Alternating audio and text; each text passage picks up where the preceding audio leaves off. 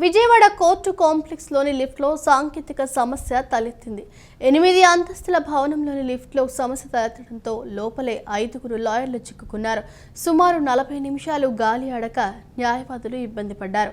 సమాచారం అందిన వెంటనే అగ్నిమాపక శాఖ పోలీసు అధికారులు కోర్టు కాంప్లెక్స్ వద్దకు చేరుకున్నారు. లిఫ్ట్ మెయింటెనెన్స్ సిబ్బందిని కూడా అధికారులు పిలిపించారు.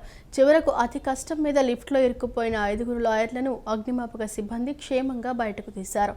ఈ ఘటనపై అత్యవసర సమావేశం అయిన బెజవాడ బార్ అసోసియేషన్ రేపటి నుంచి రిలే నిరాహార దీక్షలు చేయాలని నిర్ణయించింది. విజయవాడ కోర్టు భవనం ఆవరణలోని లిఫ్టులో సాంకేతిక లోపం తలెత్తింది. 5 న్యాయవాదులు లిఫ్టులో చిక్కుకుపోయారు. దాదాపు గంటన్నర పాటు శ్రమించి సిబ్బంది వారిని క్షేమంగా బయటకు తీసుకొచ్చారు. లిఫ్టులో తరచూ ఆగిపోతున్నా పట్టించుకోరా అంటూ న్యాయవాదులు ఆగ్రహం వ్యక్తం చేశారు. రక్షణ కల్పించాలంటూ నినాదాలు చేశారు. ఈ కోర్టు భవనాన్ని 2022లో ప్రారంభించి 7 లిఫ్టులను అందుబాటులోకి తీసుకొచ్చారు. ఇటీవల లిఫ్టులు సరిగా పనిచేయకపోవడంతో న్యాయవాదులు సంబంధిత అధికారులకు ఫిర్యాదు చేశారు.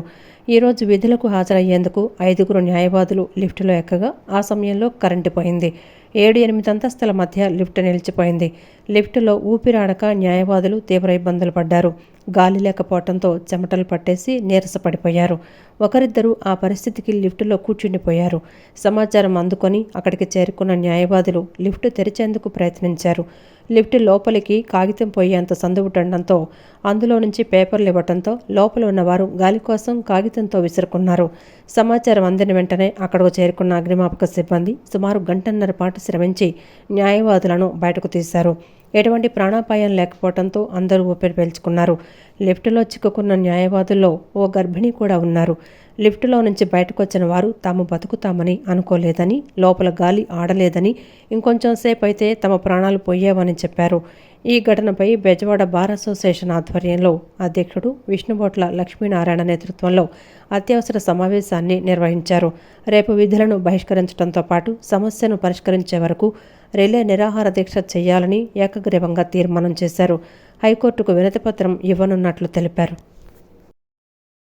మొత్తం 5 ఉన్నామండి. ఆ లిఫ్ట్లో ఒక ప్రెగ్నెంట్ లేడీ కూడా ఉందండి. ఆమె అడ్వకేటే. ఆమె అయితే వెంటనే కోల్పడిపోయి అట్లా కూర్చుండిపోయిందండి. ఆమె కూడా చెమటలు పోసి అందరూ తడిసిపోయామండి చెమటలకి. మెయిన్ బాధ ఏంటంటే దాంట్లో గాలి ఆడతలేదండి. గాలి ఆడి చచ్చిపోతామేమో అన్న ఫీలింగ్ వచ్చి విపరీతమైన టెన్షన్ ఫీల్ అయ్యామండి. తర్వాత ఇంకా అడ్వకేట్స్ అందరూ వచ్చి బాగా కోఆపరేట్ చేశారండి. అడ్వకేట్స్ వాళ్ళ ప్రయత్నాలు వాళ్ళు మ్యాక్సిమం చేశారండి. ఫైర్ వాళ్ళు వచ్చారు, పోలీసులు వచ్చారు. మరి లాస్ట్కి లిఫ్ట్ టెక్నీషియన్స్ కూడా వచ్చి ఏదో కొంచెం ఓపెన్ అయ్యేటట్టు చేశారండి. తర్వాత మమ్మల్ని బయటికి అది జరిగింది. సంఘటనలు గతంలో ఎప్పుడైనా జరిగినాయి సార్? అయితే లిఫ్ట్ ప్రాబ్లమ్స్ అయితే చాలాసార్లు జరిగినాయి, కానీ ఈరోజు నేను ఉన్నానండి ఆ లిఫ్ట్లో. ఇంకా ఇంతకుముందు 4-5 సార్లు జరిగినాయండి. అయితే ఈరోజు ఆ లిఫ్ట్లో నేనున్నానండి. స్వయంగా నాకు అనుభవం అయిందండి. కాకపోతే ఇక్కడ ఇంత బతికి ఈ లిఫ్ట్లో ప్రాణం బాధ్యమన్న ఫీలింగ్ కలిగింది. ఆ ఫీలింగ్తోనే విపరీతమైన టెన్షన్. కాకపోతే నాకు బీపీ ఏం లేవండి.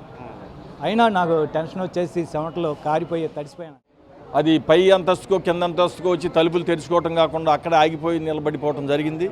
దాంట్లో 6 న్యాయవాదులు ఒక గంట పాటు ఆ లిఫ్ట్లో ఇరుక్కుపోయి వాళ్ళు ప్రాణభయంతో భయభ్రాంతులకు గురై అనేక సమస్యలు తెచ్చుకున్నటువంటి ఘటనలు. ఇటువంటి ఘటనలు జరగకుండా చూడవలసినటువంటి బాధ్యత న్యాయ వ్యవస్థ మీద కూడా ఉన్నది. అదేవిధంగా దీనికి ప్రతి సంవత్సరం కరెక్ట్గా మెయింటెనెన్స్ జరుగుతూ ఉన్నదా లేదా, లిఫ్ట్స్ ఎలా ఉంటున్నాయి అనేటువంటిది కూడా పరిశీలించాల్సినటువంటి అవసరం ఉన్నది. మేము లిఫ్ట్ ఎక్కితే పై అంతస్తుకు వెళ్తామో లేదా పైకి పోతామో తెలియని పరిస్థితి కనుక వస్తే అది న్యాయవాదులు పని చేయలేరని కూడా మేము చెప్తా ఉన్నాం. వెంటనే దీని మీద న్యాయ వ్యవస్థ స్పందించాల్సినటువంటి అవసరం ఉన్నది. దీని మీద న్యాయవాదులంతా కూడా చాలా భయాందోళనకు గురై ఉన్నారు. దీని నుంచి కూడా ఏంటంటే ఒక కార్యాచరణకి సిద్ధం అవుతూ ఉన్నారు. ఇప్పుడు జనరల్ జరుగుతూ ఉన్నది. ఆ జనరల్ కూడా ఏం చేయాలి అనేటువంటి దీని కార్యాచరణ ఏం చేయాలి అనేటువంటి నిర్ణయం చేసి ఆ నిర్ణయం ప్రకారం పోతాం. ఇప్పటి కూడా నేను న్యాయ వ్యవస్థకు నేను చెప్పేది ఏంటంటే ఇది తప్పనిసరిగా చాలా సీరియస్గా తీసుకోవాల్సినటువంటి అవసరం ఉంది. ఇది లిఫ్టుల సమస్య కాదు, న్యాయవాదుల ప్రాణాల సమస్యగా, న్యాయవాదులు కక్షిదారుల యొక్క ప్రాణాల సమస్యగా మీరు దీన్ని ఆ దృష్టి నుంచి చూడాల్సిన కూడా నేను విజ్ఞప్తి చేస్తా ఉన్నాను.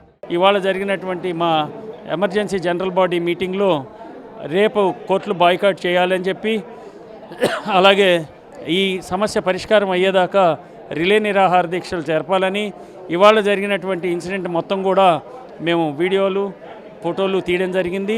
ఇవి హైకోర్టు న్యాయమూర్తి వారికి దృష్టికి తీసుకువెళ్తాము. అదేవిధంగా ఈ ఇన్సిడెంట్ జరిగి మేము ఇంత ఇబ్బంది, అంతమంది న్యాయవాదులు అరుపులు కేకలు పెడబొబ్బులు, దానిలో ఒక మహిళా న్యాయవాది, ప్రెగ్నెంట్ న్యాయవాది కూడా ఉన్నారు. ఇన్ని జరుగుతున్నా కూడా ఒక్క న్యాయమూర్తి కూడా స్పందించకుండా ఏం జరిగింది మేము ఉన్నామని రాకపోవడం మాత్రం చాలా దురదృష్టకరమైన విషయం. ఇది ఈవెన్ సంఘటన జరిగిన తర్వాత కూడా మేము బాధ్యుల్ని శిక్షించాలి అని చెప్పి స్లోగన్స్ ఇచ్చుకుంటూ కిందకి దిగుతున్నా కూడా